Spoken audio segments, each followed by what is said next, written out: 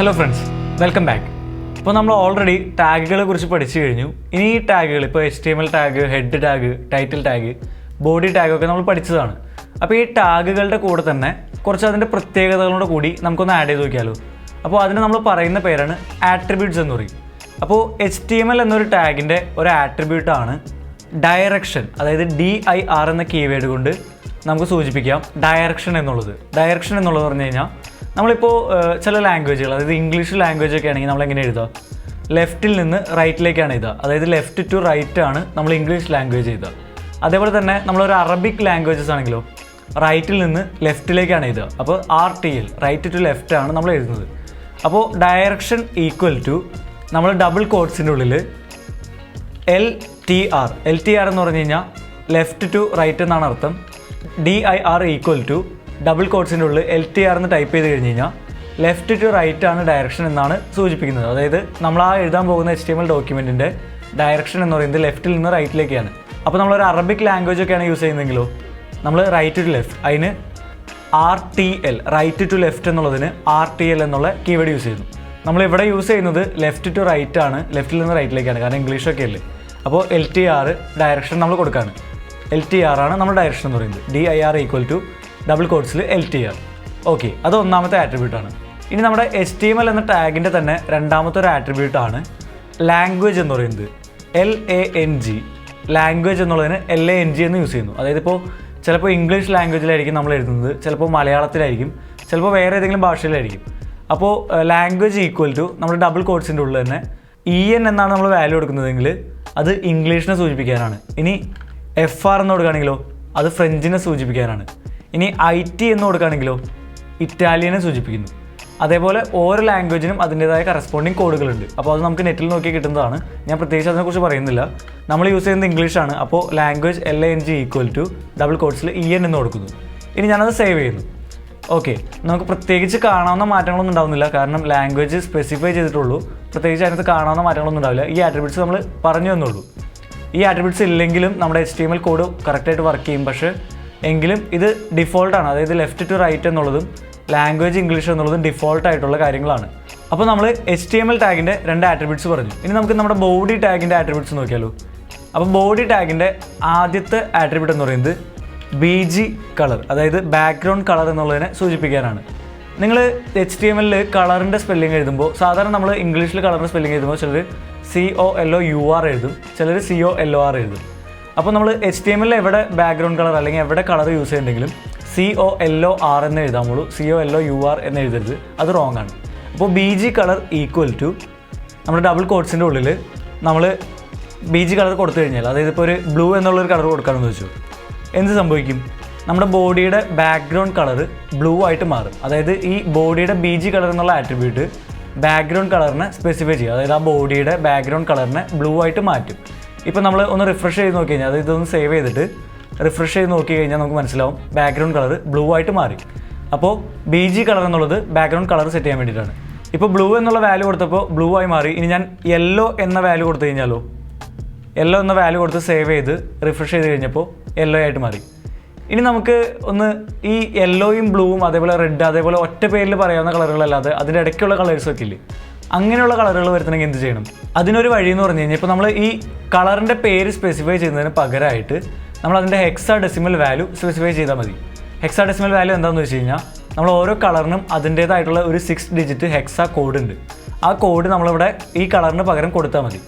അതിനൊരു വഴി എന്ന് വെച്ച് കഴിഞ്ഞാൽ, ഇപ്പോൾ നമ്മൾ ഗൂഗിളിൽ കയറിയിട്ട് ഹെക്സ് കളർ പിക്കർ എന്ന് അടിച്ചു കഴിഞ്ഞ് കഴിഞ്ഞാൽ നമുക്ക് ഇതുപോലെ ഒരു വിൻഡോ വരും. ഈ ഒരു വിൻഡോയിൽ നമുക്കൊരു കളർ പിക്ക് ചെയ്യാവുന്ന ഒരു ബട്ടൺ വരും. ഈ ബട്ടൺ നമ്മൾ നീക്കി കഴിഞ്ഞാൽ നമുക്ക് പല കളറുകൾ സെലക്ട് ചെയ്യാം. അതിനകത്ത് മുകളിൽ നിന്നൊരു കളർ നമ്മൾ സെലക്ട് ചെയ്ത് കഴിഞ്ഞ് കഴിഞ്ഞാൽ ആ കളറിൻ്റേതായിട്ടുള്ള, ആ കളറിന് കറസ്പോണ്ടിങ് ആയിട്ടുള്ള ഒരു ഹെക്സാഡെസിമൽ വാല്യൂ നമ്മുടെ അടിയിൽ വരും. അപ്പോൾ ഈ ഹെക്സാഡെസിമൽ വാല്യൂ നമ്മൾ ഇവിടെ നിന്ന് കോപ്പി ചെയ്തിട്ട് നമ്മുടെ കോഡിൽ ഇട്ട് കഴിഞ്ഞ് കഴിഞ്ഞാൽ ആ കളറ് കറക്റ്റായിട്ട് ഇവിടെ നമ്മൾ സ്പെസിഫൈ ചെയ്ത് കഴിഞ്ഞു. ഇനി നമ്മളൊന്ന് ജസ്റ്റ് സേവ് ചെയ്തിട്ട് ഒന്ന് റിഫ്രഷ് ചെയ്ത് കഴിഞ്ഞ് കഴിഞ്ഞാൽ ആ ഒരു കളർ, അതായത് നേരത്തെ ഈ പിക്ക് ചെയ്ത ഈ കളറ് നമ്മുടെ ബാക്ക്ഗ്രൗണ്ട് കളറായിട്ട് മാറി. അതായത് ഇപ്പോൾ ബാക്ക്ഗ്രൗണ്ട് കളർ ഏതെങ്കിലും ഒരു കളർ എടുക്കുന്നതിന് പകരമായിട്ട് നമ്മൾ അതിൻ്റെ ആ കളറിൻ്റെ പേരിന് പകരം ഈ ഒരു ഹെക്സാഡെസിമൽ കോഡ് അതിന് റീപ്ലേസ് ചെയ്യുന്നു. അപ്പോൾ നമുക്കിപ്പോൾ വേറൊരു കളർ സെലക്ട് ചെയ്ത് നോക്കാം. ജസ്റ്റ് ഒരു റെഡ് ടൈപ്പ് ഒരു കളർ ഞാൻ സെലക്ട് ചെയ്യാണ്. റെഡിൻ്റെ അടുത്തായിട്ടുള്ള ഒരു കളറാണ്. ആ കളർ, ഈ ഒരു കളർ ഞാൻ സെലക്ട് ചെയ്തു. അപ്പോൾ ഈ ഒരു കളർ എനിക്ക് അവിടെ കിട്ടണമെങ്കിൽ, അതായത് ബാക്ക്ഗ്രൗണ്ട് കളറായിട്ട്, ബോഡിയുടെ ബാക്ക്ഗ്രൗണ്ട് കളറായിട്ട് കിട്ടണമെങ്കിൽ എന്ത് ചെയ്യണം? ഈ ഒരു കളർ ഞാനിവിടെ സെലക്ട് ചെയ്തതിന് ശേഷം ഹെക്സാഡെസിമൽ വാല്യൂ ഞാൻ കോപ്പി ചെയ്യുന്നു. കോപ്പി ചെയ്തിട്ട് അടിയിൽ ഹെക്സാഡെസിമൽ വാല്യൂ എന്ന് പറയുന്നത് ഈ വാല്യൂ ആണ്. ഈ വാല്യൂ ഞാൻ കമാൻഡ് സി കോപ്പി ചെയ്യുന്നു. കോപ്പി ചെയ്തിട്ട് നമ്മുടെ പ്രോഗ്രാം കോഡിൻ്റെ ഉള്ളിൽ BG കളർ ഈക്വൽ ടു എന്നുള്ളതിൻ്റെ വാല്യൂ ആയിട്ട് കൊടുക്കുന്നു. വാല്യൂ ആയിട്ട് കൊടുത്ത് സേവ് ചെയ്യുന്നു. സേവ് ചെയ്തിട്ട് ഇവിടെ റിഫ്രഷ് ചെയ്ത് കഴിഞ്ഞപ്പോൾ ആ കളർ ഇവിടെ ബാക്ക്ഗ്രൗണ്ട് കളറായിട്ട് വന്നു കഴിഞ്ഞു. നമ്മൾ ഈ കളർ കൊടുക്കുന്ന സമയത്ത് ഒരു കാര്യം ആലോചിക്കണം. അതായത് ഓരോ കളറും 6 ഡിജിറ്റുള്ള ഹെക്സാഡെസിമൽ കോഡായിരിക്കും. അതായത് 1 2 3 4 5 6 6 ഡിജിറ്റുള്ള ഹെക്സാഡെസിമൽ കോഡായിരിക്കും. അത് സ്റ്റാർട്ട് ചെയ്യുന്നത് ഒരു ഹാഷ് സിമ്പിൾ വെച്ചിട്ടായിരിക്കും. അതൊന്ന് ഓർത്ത് വെച്ചേക്കുക. ഏത് ഹെക്സാഡെസിമൽ വാല്യൂ നമ്മൾ കൊടുക്കുമ്പോഴും ഇതേപോലെ തന്നെ ആയിരിക്കും. അപ്പോൾ നമ്മൾ അങ്ങനെ ബാക്ക്ഗ്രൗണ്ട് കളറിന് സ്പെസിഫൈ ചെയ്യാം. ഒന്നുപോലെ കളറിൻ്റെ പേര് തന്നെ സ്പെസിഫൈ ചെയ്യാം, അല്ലെങ്കിൽ ഇതുപോലെ ഹെക്സാഡെസിമൽ വാല്യൂ നമുക്ക് സ്പെസിഫൈ ചെയ്യാം. ഇനി അടുത്ത ഒരു ആട്രിബ്യൂട്ട് എന്ന് പറയുന്നത് ടെക്സ്റ്റ് ആണ്. അത് TXT എന്ന് പറയുന്ന ടെക്സ്റ്റ് എന്ന് പറയുന്ന കീവേഡാണ്. ഈ ആട്രിബ്യൂട്ട് എന്താ ചെയ്യുന്നതെന്ന് വെച്ച് കഴിഞ്ഞാൽ നമ്മുടെ ഇതിൻ്റെ ഉള്ളിൽ, അതായത് ബോഡിയുടെ ഉള്ളിലെ ടെക്സ്റ്റിൻ്റെ കളർ സ്പെസിഫൈ ചെയ്യും. ഇപ്പോൾ ടെക്സ്റ്റ് ഈക്വൽ ടു വൈറ്റ് എന്ന് ഞാൻ കൊടുത്തു കഴിഞ്ഞ് കഴിഞ്ഞാൽ, സേവ് ചെയ്ത് റിലോഡ് ചെയ്ത് കഴിഞ്ഞപ്പോൾ ആ ടെക്സ്റ്റിൻ്റെ കളർ എന്തായി? ആ ബോഡിയുടെ ഉള്ളിലുള്ള ടെക്സ്റ്റിൻ്റെ കളർ എന്തായി? വൈറ്റ് ആയിട്ട് മാറി. ഇനി ഞാൻ ടെക്സ്റ്റ് ഈക്വൽ ടു ബ്ലൂ എന്ന് കൊടുത്താലോ? ബ്ലൂ എന്ന് കൊടുത്തു കഴിഞ്ഞ് കഴിഞ്ഞാൽ നമ്മുടെ ടെക്സ്റ്റിൻ്റെ കളർ ബ്ലൂ ആയിട്ട് മാറും. അപ്പോൾ ഇനി നമുക്ക് അതേപോലെ തന്നെ നേരത്തെ നമ്മൾ കളർ സ്പെസിഫൈ ചെയ്തത് ഹെക്സാഡെസിമൽ വാല്യൂ വെച്ചിട്ടല്ലേ, അതേപോലെ തന്നെ ഹെക്സാഡെസിമൽ വാല്യൂ വെച്ചിട്ട് ഒരു കളർ സ്പെസിഫൈ ചെയ്ത് നോക്കിയാലോ? ഒരു ഗ്രീനിൻ്റെ അടുത്തുള്ള ഒരു കളർ ഞാൻ പിക്ക് ചെയ്യാണ്. ഇതിൻ്റെ ഹെക്സാഡെസിമൽ വാല്യൂ ഞാൻ കോപ്പി ചെയ്യുന്നു. കോപ്പി ചെയ്ത് ഇവിടെ നമ്മുടെ ടെക്സ്റ്റിൻ്റെ അവിടെ കളർ സ്പെസിഫൈ ചെയ്തിട്ട് കൊടുത്ത് ഞാൻ പേസ്റ്റ് ചെയ്യാണ്. പേസ്റ്റ് ചെയ്ത് സേവ് ചെയ്തു. ഞാൻ നമ്മുടെ പേജ് ഒന്ന് റിഫ്രഷ് ചെയ്യാണ്. ഇപ്പോൾ ആ കളറിലേക്ക് മാറി. അതായത് നമ്മൾ ഹെക്സാഡെസിമൽ വാല്യൂ നമ്മുടെ ടെക്സ്റ്റിൻ്റെ വാല്യൂ ആയിട്ട് നമുക്ക് കൊടുക്കാം. ടെക്സ്റ്റ് ഈക്വൽ ടു എന്നുള്ള രീതിയിൽ കൊടുക്കാം. ഓക്കെ, അപ്പോൾ BG കളർ എന്ന ആട്രിബ്യൂട്ടും പഠിച്ചു, ടെക്സ്റ്റ് എന്നുള്ള ആട്രിബ്യൂട്ടും പഠിച്ചു. ഇനി നമുക്ക് ബാക്ക്ഗ്രൗണ്ട് എന്ന് പറയുന്ന ഒരു ആട്രിബ്യൂട്ട് പഠിക്കാം. ഇപ്പോൾ BG കളർ എന്ന് പറഞ്ഞാൽ എന്താ ചെയ്യുന്നത്? ബാക്ക്ഗ്രൗണ്ടിലുള്ള കളറിന് സെറ്റ് ചെയ്യും. ഇനി ബാക്ക്ഗ്രൗണ്ട് എന്ന് പറയുന്ന ഒരു ആട്രിബ്യൂട്ട് ഉണ്ട്. അത് ബാക്ക്ഗ്രൗണ്ട് എന്ന് പറയുന്ന ആട്രിബ്യൂട്ട് എന്താ ചെയ്യുന്നതെന്ന് വെച്ച് കഴിഞ്ഞാൽ, ബാക്ക്ഗ്രൗണ്ട് ഈക്വൽ ടു നമ്മൾ ഡബിൾ കോട്ട്സിൻ്റെ ഉള്ളിൽ ഏതെങ്കിലും ഒരു ഇമേജിൻ്റെ പാത്ത് കൊടുത്തു കഴിഞ്ഞാൽ, അതായത് ഇപ്പോൾ നിങ്ങൾ നോക്കി കഴിഞ്ഞാൽ കാണാം ഇവിടെ ഡെസ്ക്ടോപ്പിൽ HTML.png എന്ന് പറഞ്ഞൊരു ഇമേജ് കിടക്കുന്നുണ്ട്. നമ്മുടെ adware.html കിടക്കുന്നത് ഇതേ ഫോൾഡറിൽ തന്നെയാണ്. അപ്പോൾ സെയിം പാത്ത് തന്നെ ആയതുകൊണ്ട് നമ്മൾ ജസ്റ്റ് ഫയൽ നെയിം മാത്രം കൊടുത്താൽ മതി. അപ്പോൾ body background equal to HTML.png എന്ന് കൊടുത്തു കഴിഞ്ഞ് കഴിഞ്ഞാൽ, സേവ് ചെയ്ത് കഴിയുമ്പോൾ നമ്മുടെ ആ ഡെസ്ക്ടോപ്പിൽ കിടന്ന ആ HTML.png എന്ന് പറയുന്ന ഇമേജ് ഈ ഒരു ബോഡിയുടെ ബാക്ക്ഗ്രൗണ്ട് ആയിട്ട് വന്നു കഴിഞ്ഞു. അപ്പോൾ ബാക്ക്ഗ്രൗണ്ട് ഈക്വൽ ടു ഏതെങ്കിലും ഒരു ഇമേജിൻ്റെ ഫയൽ നെയിമോ അല്ലെങ്കിൽ അതിൻ്റെ പാത്തോ കൊടുത്തു കഴിഞ്ഞ് കഴിഞ്ഞാൽ എന്താ സംഭവിക്കാമെന്ന് വെച്ച് കഴിഞ്ഞാൽ, ആ ഒരു ഇമേജ് ബാക്ക്ഗ്രൗണ്ടിൽ സെറ്റായി വരും. ഓക്കെ, അപ്പോൾ ബാക്ക്ഗ്രൗണ്ട് എന്ന് പറയുന്ന ഒരു ആട്രിബ്യൂട്ടും നമ്മൾ പഠിച്ചു. അപ്പോൾ ഇനി നമുക്ക് പഴയ പോലെ ആക്കാം. നമ്മുടെ ബാക്ക്ഗ്രൗണ്ട് എന്നുള്ളത് ഞാൻ ഡിലീറ്റ് ചെയ്യാണ്. റിഫ്രഷ് ചെയ്തു. ഇപ്പോൾ നോർമലായിട്ട് ടെക്സ്റ്റിൻ്റെ കളർ ഞാൻ കളയാണ്.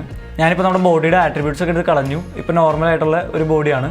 അതിനകത്ത് സാധാരണ വൈറ്റിൽ ബ്ലാക്കിലുള്ള ഫോണ്ട് വന്നിരിക്കുന്നു.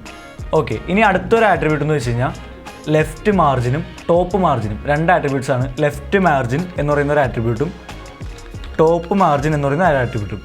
ലെഫ്റ്റ് മാർജിൻ എന്നുള്ള ആട്രിബ്യൂട്ട് എന്താ ചെയ്യുന്നത് വെച്ച് കഴിഞ്ഞാൽ, ലെഫ്റ്റ് മാർജിൻ ഈക്വൽ ടു നമ്മളൊരു പിക്സൽ വാല്യൂ കൊടുക്കുക, അതായത് എത്ര പിക്സൽ മൂവ് ചെയ്യണം എന്നുള്ളത്. അപ്പോൾ ലെഫ്റ്റ് മാർജിൻ ഈക്വൽ ടു 50 എന്ന് കൊടുത്തിട്ട് സേവ് ചെയ്തിട്ട് റിഫ്രഷ് ചെയ്ത് കഴിഞ്ഞാൽ നിങ്ങൾക്ക് കാണാൻ സാധിക്കും 50 പിക്സൽ ലെഫ്റ്റിൽ നിന്ന് മാർജിൻ ഇട്ടു.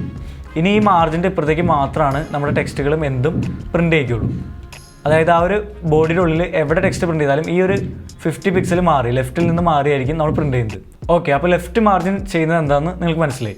ഇനി ഇതുപോലെ തന്നെ ടോപ്പ് മാർജിൻ എന്ന് പറഞ്ഞൊരു കാര്യം കൂടി ഉണ്ട്. ടോപ്പ് മാർജിൻ ഈക്വൽ ടു ഒരു 100 പിക്സൽ ഞാൻ കൊടുക്കുകയാണ്. 100 പിക്സൽ കൊടുത്ത് സേവ് ചെയ്ത് കഴിഞ്ഞപ്പോൾ ഞാൻ റിഫ്രഷ് ചെയ്ത് കഴിഞ്ഞാൽ നിങ്ങൾക്ക് മനസ്സിലാവും മുകളിൽ നിന്ന് 100 പിക്സൽ മാർജിൻ ഇട്ടു. ഇനി ഞാൻ ടൈപ്പ് ചെയ്യുന്ന എന്ത് കാര്യം ഈ മുകളിൽ നിന്ന് 100 പിക്സൽ മാർജിൻ കഴിഞ്ഞതിന് ശേഷമാണ് പ്രിൻ്റ് ചെയ്യുള്ളൂ. അപ്പോൾ ഈ 100 എന്നുള്ളത് ഞാൻ ജസ്റ്റ് ഒന്ന് 120 ആക്കി സേവ് ചെയ്ത് കഴിഞ്ഞ് കഴിഞ്ഞാൽ വീണ്ടും 120 ആയി. ഇപ്പോൾ നമ്മുടെ ടോപ്പിലെ മാർജിൻ എന്ന് പറയുന്നത്. അപ്പോൾ നമുക്ക് ലെഫ്റ്റിലെ മാർജിനും ടോപ്പിലെ മാർജിനും അതുപോലെ സ്പെസിഫൈ ചെയ്യാം. അപ്പോൾ ഇത്രയും ആട്രിബ്യൂട്ട്സ് നിങ്ങൾ പഠിച്ചു കഴിഞ്ഞു.